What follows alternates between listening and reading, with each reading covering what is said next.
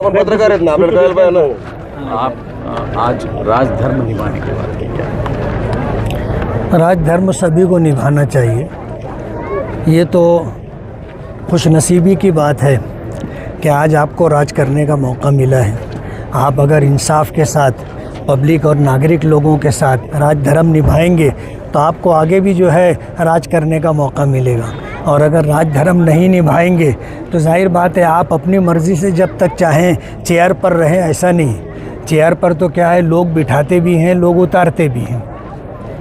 आज पूरा जो भाषण था आपका SIT के ऊपर था।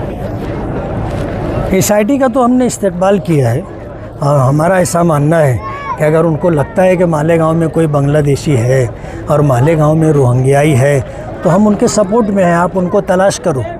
लेकिन हमारा ये बोलना है कि मालेगांव जैसा शहर आज देश के बीच में अगर रोहिंग्याई या बांग्लादेशी आए तो बॉर्डर क्रॉस करके आए। बॉर्डर की सिक्योरिटी की जिम्मेदारी केंद्र सरकार की है। वहाँ से वो बांग्लादेश आए, बांग्लादेश से बंगाल आए होंगे, बंगाल से बिहार आए होंगे, बिहार से UP आए होंगे, UP से MP आए होंगे, उसके बाद महाराष्ट्र में आएंगे। तो ये इतना लंबा रास्ता उन्होंने कैसे तय कर लिया? आप सो रहे थे क्या? मुफ्ती साहब, आपने एजुकेशन के बारे में जो कहा कि जो भ्रष्टाचार है उसकी इंक्वायरी होना चाहिए, तो उसके बारे में क्या कहेंगे? नहीं, तालीम को आज लोगों ने कारोबार बना लिया है और एक चलता जुमला है तालीम माफिया।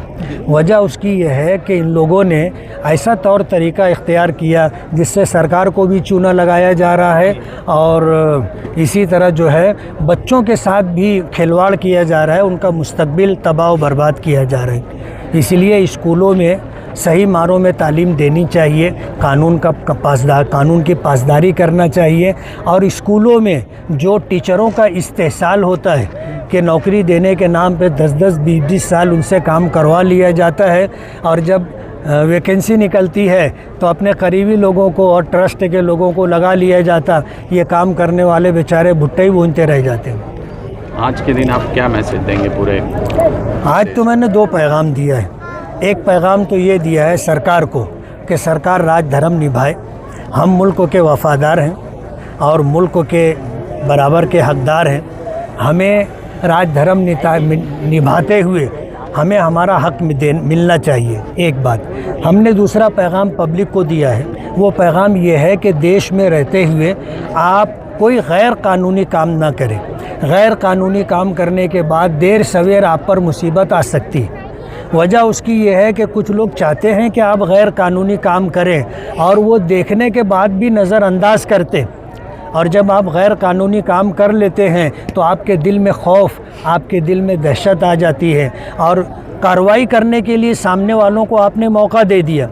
आप गैर कानूनी काम कर चुके हैं तो जब पकड़ आएगी तो आपको कोई छोड़ा नहीं पाएगा। और एक पैगाम हमने पब्लिक को ये दिया है कि हर एक को अपने धर्म के मुताबिक ज़िंदगी गुजारना चाहिए। दूसरे के धर्म में इंटरफेयर करना और दूसरों को परेशान करना ये गलत है।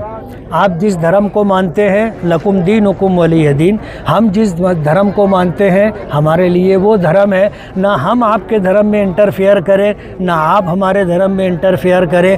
मुल्क के संविधान ने 25 और 26 दफ़ा के अंदर हर हिंदुस्तानी को इस मुल्क में आज़ादी के साथ ज़िंदगी गुजारने का हक़ दिया है।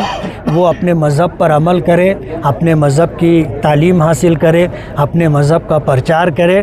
हर एक को इसका हक़ और अधिकार दिया है, इसलिए ये हक़ किसी भारतीय से छीनना नहीं चाहिए।